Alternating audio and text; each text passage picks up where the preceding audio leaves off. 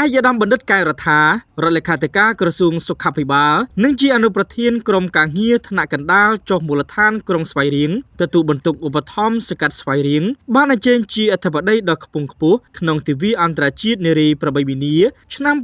2025ខួបលើកទី114ក្រោមប្រធានបទសិទ្ធិសមភាពនិងភាពអង់អាចចំពោះស្ត្រីនិងក្មេងស្រីគ្រប់រូបនៅព្រឹកថ្ងៃទី7ខែមីនាឆ្នាំ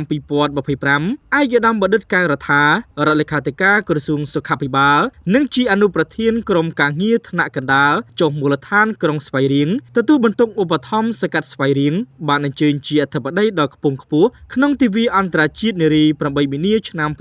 2025ខួបលើកទី114ក្រោមប្រធានបទសិទ្ធិសមភាពនិងភាពអង់អាចចំពោះស្ត្រីនិងក្មេងស្រីគ្រប់រូប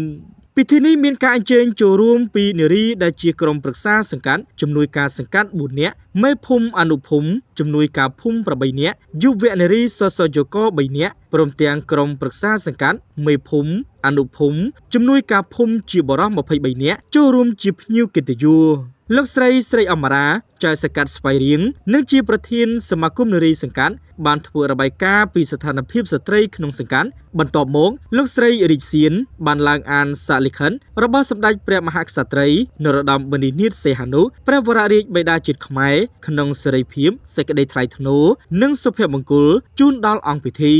ក្នុងឱកាសនោះអាយដាមបណ្ឌិតកែរដ្ឋាបានលើកឡើងថារាជរដ្ឋាភិបាលកម្ពុជានឹងបន្តនូវមរតកដ៏ថ្លៃថ្លារបស់សម្ដេចអគ្គមហាសេនាបតីតេជោហ៊ុនសែនកម្ពុជាសម្រេចបាននូវវឌ្ឍនភាពគួរជាទីមោទនៈតាមរយៈការបន្តជំរុញនិងលើកកម្ពស់បន្ថែមទៀតដល់ទូនាទីរបស់ស្ត្រីនៅក្នុងសង្គមជាតិដល់ទូនាទីរបស់ស្ត្រីនៅក្នុងសង្គមជាតិនិងផ្ដល់តម្លៃខ្ពស់ដល់ទូនាទីរបស់ស្ត្រីក្នុងការចូលរួមអភិវឌ្ឍសេដ្ឋកិច្ចនិងសង្គម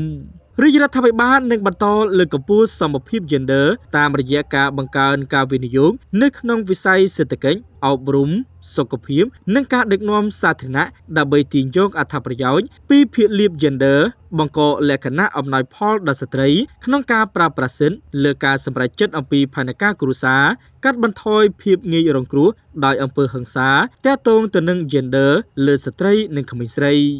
អាយដាមបណ្ឌិតបានគូបញ្ជាក់ថាស្ត្រីគឺជាកម្លាំងស្នូលដើរតួនាទីយ៉ាងសំខាន់មិនអាចខ្វះបានក្នុងការអភិវឌ្ឍប្រទេសជាតិភាពជោគជ័យក្នុងការអភិវឌ្ឍប្រទេសជាតិភាពជោគជ័យការកសាងគ្រួសារគ្រប់ដំណើរនៃការវិវត្តរបស់ស្ត្រីដែលមានបង្កប់ដោយសេចក្តីស្រឡាញ់ការថែទាំទុកលំដាក់ដែលមានបង្កប់ដោយសេចក្តីស្រឡាញ់ការថែទាំទុកដាក់គ្រួសារការបម្រើការងារនិងប្រទេសជាតិបន្ថែមលើបន្ទុកពពោះមើលថែកូនចៅក្នុងក្រុមគ្រួសារទៀតផង